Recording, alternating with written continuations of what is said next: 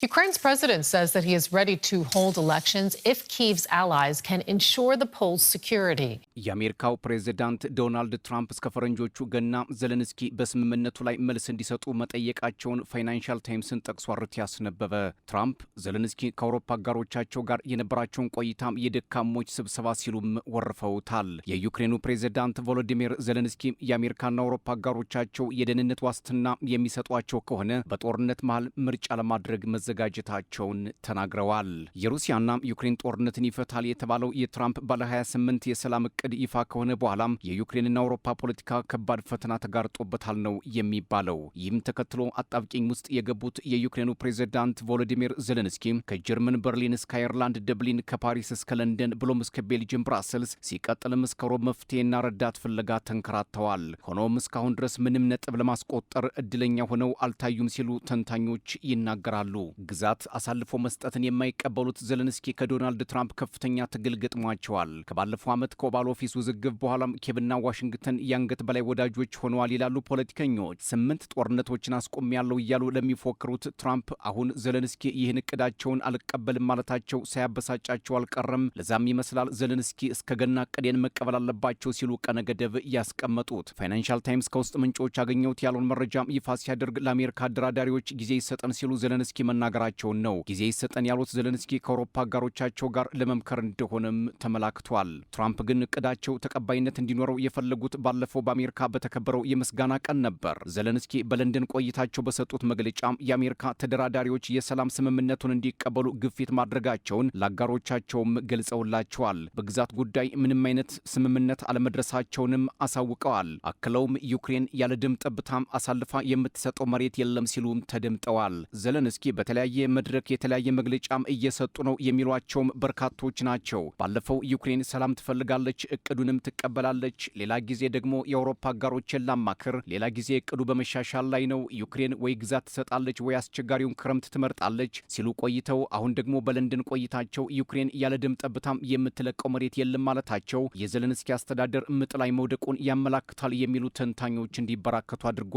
ዘለንስኪ ያለ ደም ጠብታ መሬታችን ሸርፈን አንሰጥም እያሉ መግለጫ ቢሰጡም ሩሲያ ግን በምስራቅና ደቡባዊ ዩክሬን የሚገኙ ግዛትና ከተሞችን እየጠቀለለች ግስጋሴዋን ቀጥላለች ሲሉ ከጦር ሜዳ የሚወጡ መረጃዎች ያመላክታሉ። ከኪየቭ የሚወጡ ወታደራዊ ምንጮች እንደሚጠቁሙት ደግሞ የዩክሬን ኃይሎች የመሳሪያ እጥረት እንደገጠማቸውና አዳዲስ ወታደሮችን በመመልመል መልሶ ማጥቃት ለማድረግ ማሰባቸውን አንድ ወታደራዊ አዛዥ መናገራቸውን ነው። ሆኖም ዩክሬን በብዙ የጦር ግንባሮች ስትሸሽ እንጂ ስትገፋ አልታየችም ይላሉ ፖለቲከኞች። ለዚህም እንደ ማሳያ ባለፈው ታህሳስ የሩሲያ መከላከያ ሚኒስቴር ፖክሮቭስክን መያዛቸውን መግለጻቸው፣ ፑቲንም ታላቋን ቁልፍ የወታደራዊ ቦታ ይዘናል ማለታቸው ይታወሳል። ድል ወደፊት ይቀጥላል ሲሉም ፑቲን ማከላቸው ፖክሮቭስክን መያዛቸውም ለቀጣይ ድል ብስራት እንደሆነችም መናገራቸው የሚታወስ ነው። ሌላው የአሜሪካው ፕሬዝዳንት ዶናልድ ትራምፕ የአውሮፓ መሪዎች ደካሞች ናቸው ማለታቸው አነጋጋሪ ሆኗል። በጦርነቱ እጃቸው እንዳለበት እንዲባባስም የሚያደርጉ ስለ ዩክሬን ብዙ በመለፍለፍ የረዱ የሚመስላቸው ግን ዩክሬንን የሚያስበሉ ሲሉ ትራምፕ የአህጉሩን መሪዎች አብጠልጥለዋቸዋል። ዘለንስኪም ከአጋሮቻቸው ጋር ታላላቅ ስብሰባዎችን ማድረጋቸውን ቀጥለዋል። ጦርነቱም እየተካሄደ ነው። ጦርነትን የማያስቀር ጉባኤ መግለጫና ውይይት ፋይዳ እንደሌለው ቢታወቅም ዘለንስኪ ግን አሁንም ድረስ ከታማኝ አጋሮቻቸው ጋር ከፍተኛ በተባለ ደረጃ ውይይታቸውን እያሳለጡት ነው። ትናንት ማክሰኞ ከጣሊያኗ ጠቅላይ ሚኒስትር ጆርጂያ ሜሎኒ ጋር ከተገናኙ በኋላም ቀጥለው ከፖፕ ሊዮ ጋርም በሰላም እቅዱ ዙሪያ መምከራቸው ነው የተሰማው። ከዚህ ጋር በተያያዘም ዩክሬን የራሷን እቅድ በአማራጭነት ለአሜሪካ እንደምታቀርብም ገልጻለች። የአሜሪካ ጫና ቢበረታም ሩሲያ ግዛት የመጠቅለል ፍላጎት ቢኖራትም ከውጊያ ግን አንመለስም ያሉት ዘለንስኪ በተደጋጋሚ የወዳጆቻቸውን በር ከማንኳኳት አልቦዘኑም። እቅዳቸው በዘለንስኪና በአጋሮቻቸው እንደ ከንቱ የተቆጠረባቸው ትራምፕም አውሮፓ በደካሞች እየተመራ ወደ ቁልቁለት እየወረደ ነው፣ አብዛኞቹ የአህጉሩ መሪዎች በፖለቲካ ደካማ ስለሆኑ ማስተካከያ ያስፈልጋቸዋል፣ ይህ የፖለቲካ ደካማነት ጦርነትን እንዳማራጭ እንዲጠቀሙ አድርጓቸዋል፣ ደካሞቹ ደካማውን ማዳን አይችሉም ሲሉ የአውሮፓን መንግስታት በክፉ ቃል ሸንቁጠዋቸዋል። ዶናልድ ጄ ትራምፕ የትራምፕ አስተዳደር አዲስ የብሔራዊ ደህንነት ስትራቴጂ እቅድ ካወጣ በኋላ ደረስኩበት ባለው ግምገማው አውሮፓም የስልጣኔ ውድመት ተጋርጦበታል ሲል ያትታል።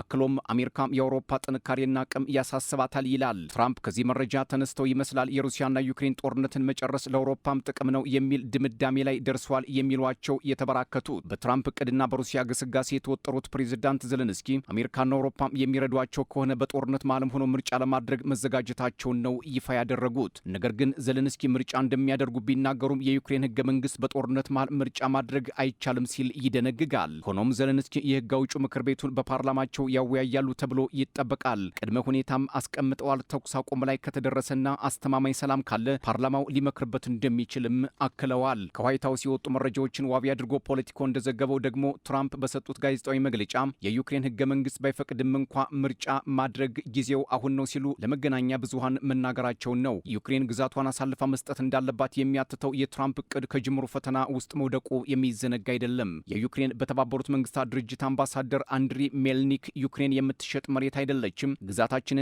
ሉዓላዊነታችን አሳልፈን መስጠት የማይታሰብ ነው፣ እኛም የገና ባዛር ዕቃ አይደለንም፣ ማንም እንደፈለገ ሊጥለንና ሊያነሳን አንፈቅድም ብለው መናገራቸው ጉዳዩ ምን ያህል ውስብስብ እንደሆነ ያመላክታል። አንድም ትራምፕ እስከ ገና ድረስ ዩክሬን መስማማት አለባት ብለው መናገራቸው ለዚህ መልስ ሊሆን ይችላል መልእክተኛው የትራምፕን ሀሳብ ውድቅ ያደረጉት የተባለው። ሌላው የሩሲያ ውጭ ጉዳይ ሚኒስትር ሰርጌይ ላቭሮቭ ምዕራባውያን የሩሲያን ገንዘብ መዝረፍ የሚፈልጉት ጦርነቱን ለማራዘም ስለሚሹ ነው ሲሉ የዩክሬን አጋሮችን መውቀሳቸው ተሰምቷል። ሰርጌይ ላቭሮቭ አክለውም አውሮፓ ውስጥ ከተቀመጠው ገንዘባችን ቅንጣት ሳንቲም የምትነካ ከሆነ ሀገራቸው የማያዳግም እርምጃ እንደምትወስድ መናገራቸው የብራሰልስ ፖለቲከኞችን አናት እየበጠበጠ መሆኑ ነው የተዘገበው። በትንሹ 210 ቢሊዮን ዶላር የሩሲያ ሀብት አውሮፓ ውስጥ ይገኛል።